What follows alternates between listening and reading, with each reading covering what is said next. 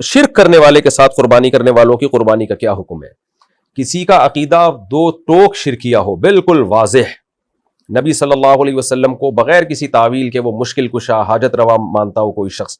آپ صلی اللہ علیہ وسلم کو کلی علم غیب کا قائل مانتا ہو، یعنی اس کا قائل ہو کہ نبی صلی اللہ علیہ وسلم کلی طور پر عالم الغیب تھے،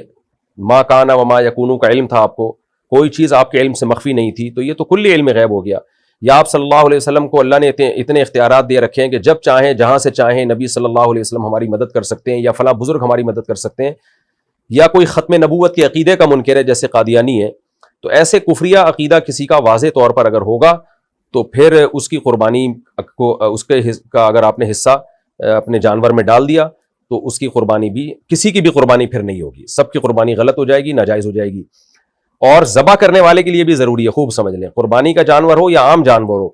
کسی مشرک نے اگر ذبح کیا جو دو ٹوک اور صاف لفظوں میں نبی کو عالم الغیب مشکل کشا مانتا ہو، جس کی میں نے تفسیر ابھی بیان کی ہے، تو ایسے شخص نے اگر جانور بھی ذبح کر دیا تو بھی وہ جانور حرام ہو جائے گا، تو اس کا گوشت بھی کسی کے لیے حلال نہیں ہے۔ ہاں، بدعتی ہونے سے فرق نہیں پڑتا، یعنی بدعتی اگر کوئی ہے تو